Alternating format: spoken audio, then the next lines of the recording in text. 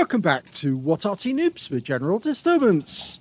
This is the SU-130PM. It's the Tier 8 Soviet premium tank destroyer.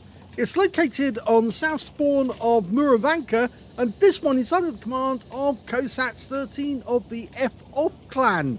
Yes, sounds a bit rude, that, doesn't it? But yes, I've seen even worse. Game on. Well, when Wargaming brought this out some years ago, it was supposed to be the Soviet equivalent to the Scorpion G.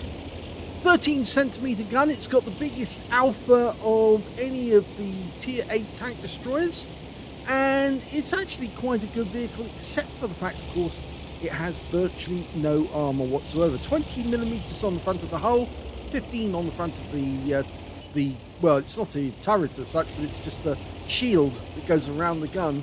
But it's capable of doing 520 alpha, just like that. 520 alpha and 243mm of pen with standard ammo, with a very high shell velocity, and with the heat rounds, it can go through 320 millimeters, not meters, of armor. Now, it's based on the SU-130PM, and was a project to make a tank destroyer, but I think I can see why the Soviets decided not to, basically down to the fact that really it wasn't in keeping with the other tank destroyers they'd actually made up until that date. In fact, it was more akin to a Waffenträger, a lightly armoured weapons carrier carrying a very big gun, this 13cm main gun. The sort of tank destroyer the Soviets were quite happy to build was more like the... Oh, there's the target. Lovely. Type 63 takes a hit for a high roll for 542. Yes, it was more like the SU-152 or the ISU-152 or any of those other tank destroyers, which have a reasonable amount of armour on the front and are based on existing tanks. That one dipped into the ground. Those are the sort of tank destroyers that they found fairly easy to build. And mostly down to the fact, obviously, that, again, he gets that one in, and he gets a low roll, 497. It's most of the tank destroyers were based on existing tanks, so they were either on an IS chassis or they were on a KV chassis.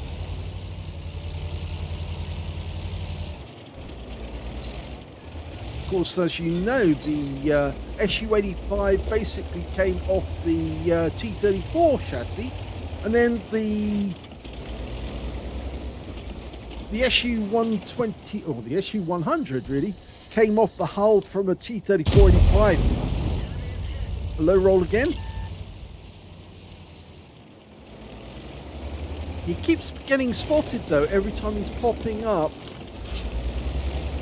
If he's going up to the same bush, somebody might blind fire this bush just to see if he's here. Yes, you see, somebody did. That's what the Type 63 just did. He's obviously checking to see if anybody's at home, and the shell hit the ground rather than hitting him. So he's actually probably needs to switch bushes now, move to a completely different one, because if he stays in the same one, he will get hit. And in fact, he did get hit for the RU-251 he can't see, so he's going to have to pull back altogether. He got ammo racked with that shot as well, and he's fixed the ammo rack because it would massively increase the reload.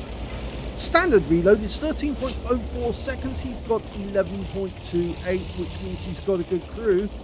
He's knocked 2 seconds off the reload time, and that can make a world of difference. Now, one of the bad things about this tank destroyer, apart from the fact that it doesn't have any armour, is the fact the turret won't turn the whole way round. In fact, you've only got 77.5 degrees either side of the centre line to work with. We might have a shot on the 7032 there. He's behind a few buildings at the moment, but if he tries to get an IS-3, he might make himself vulnerable. Yes, so if an enemy can get behind you, lovely shot, right into the drive wheel, pulled back so he couldn't get a return fire. Oh, pull forward too quickly, I think. Can he get another shot? No. No. But there's that RU-251. He's looking to capitalise on this. The IS-3 does go down. taken out by that RU-251. So I think he's about to come around the corner. There he is. Hello. Yes, got a high roll. 530. That will teach him not to come around the corners without asking first. And our AE phase 1's moving in.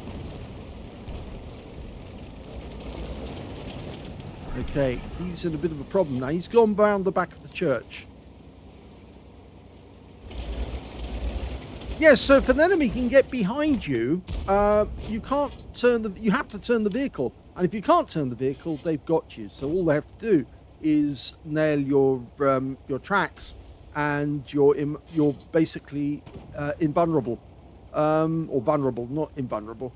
So yes, you would have to rely on somebody else to take down whoever's trying to kill you. It does have only 30 rounds as well, which is a limited amount of shells to fight with. And it has a low hit point pool as well, only 1100 hit points in total. So you can't take too many hits before you actually are vulnerable to one-shots. It also has lacks sturdiness, so it's vulnerable to rams. The enemy rams you. Oh, he's using the bush mechanic. Good. Going for the Martian. Not a good shot there, but he might get one on the sides. There. Didn't pen. Yes, so ramming an SU-130PM is actually quite a good idea. No, didn't get that one either.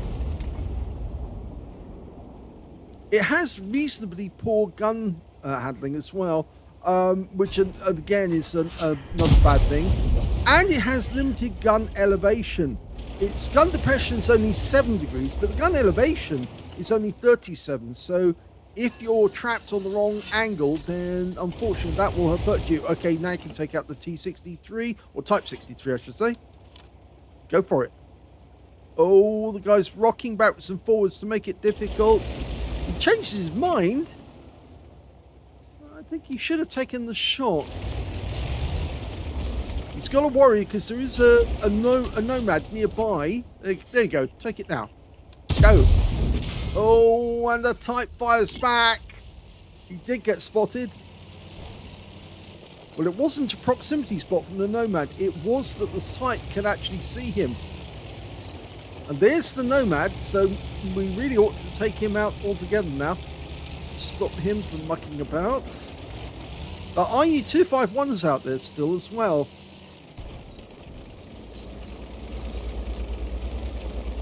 I've got to wonder if he's actually waiting for his moment. He's low on hit points.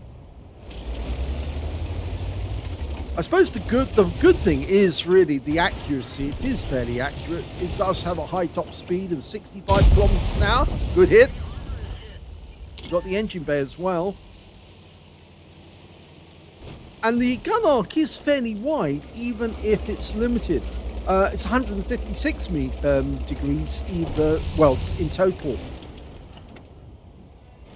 The camo's also very good, so you can at least see that he is being protected by that. But notice on the map at the moment, all the enemy are contained within his field of fire. But the worry is the Centurion. There you go, good. Got a shot into him, and he's not able to return fire because he could have the 105mm gun. He's moving. Now, there is going to be a moment when he might be able to get a shot on this Centurion. Unfortunately, not long. Go for it. Yes, nicely done. Got his first kill. There's the IS-3. Take him next. Oh, it's the Nomad who gets the shot instead. He tries a blind shot and he kills the IS-3 with a blind shot. He couldn't actually make out his outline as he fired, but he got him. Who's next? Well, the Nomad or the RU-251, I suppose. The Nomad's obviously hiding, but he might know which bush we're using. Obviously, they are trying out the bushes. We saw the Type 63 try the bush as well. And the Type 63 is still a problem. He's still out there. We're loaded with heat, so we should be able to make it through any of the armor. Okay, the Kari's found the enemy's Arty, but he hasn't really been bothering us. And he's out the game. But it means now the Kari's coming up behind them. And the Kari is basically like a Jagdpanther on steroids. It's got a very powerful gun. And he should be able to do some serious damage to that Malshan from behind. So that will get rid of the Malshan. And then it's just a matter... Oh, there's a shot for the 63 there. Yeah, he didn't think about the gap. And we don't know where the RU-251 is. But in fact, actually, the RU-251 has gone out of the game. I didn't see when that happened. We'll see who did it. But the Nomads just killed our Sharfu-2-4. And we're heading away from the battle. And the Emil is the one that's threatening us, I suppose. He's up on the rise, looking for us. Why do I get the feeling that he's actually heading around to try and use the AMX1390, who's an AFK, as our spotter? There's the Emil. Well, the AMX1390 is not a AFK. He is, or was, actively using the bushes. But there's the Type 63. So I get the feeling what he's trying to do now is trying to use the terrain for an ambush. We still don't know where the Nomad's gone, but we can see the Malshan is now. Kari's still 100% health. Malshan moving up through the tree line. There's the Type. Okay, we can take him. Oh! Oh, well, that's annoying. In fact, we could use an HE round on that Type 63 and take him out that way. Oh, he's gone down anyway to the AMX 1390, so well done to him.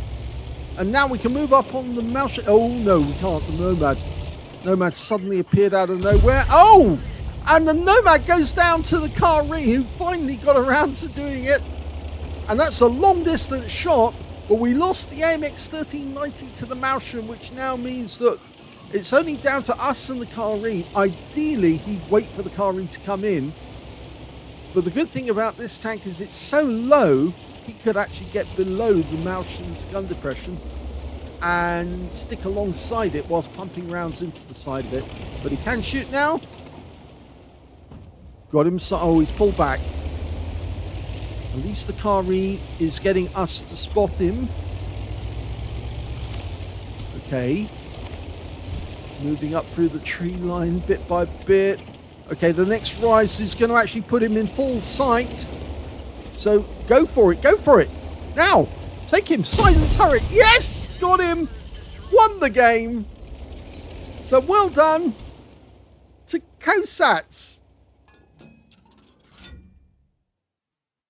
Here's the end of battle stats, and that was an ace tanker game for kosats13 in the SU-130PM. Well done. He got a 5 for effect for doing more damage than hit points to his own vehicle. He got a bruiser medal for getting at least 5 critical hits in that game. He managed to get 5 exactly. He also got the high caliber for dealing the most damage in the game, and that's down to that very, very useful alpha, which enabled him to rack up quite a bit of damage in the game. His win rate, 9,692, which is super unicum and quite a bit more. Let's have a look at the team score. Well, the highest damage was 5,769 hit points, easily beating the next highest, the Emil 1 on the enemy team, 3,916 to him. And the third highest damage, well, that goes to the GW Tiger P on the enemy team, who got a Confederate and 3,019 hit points of damage.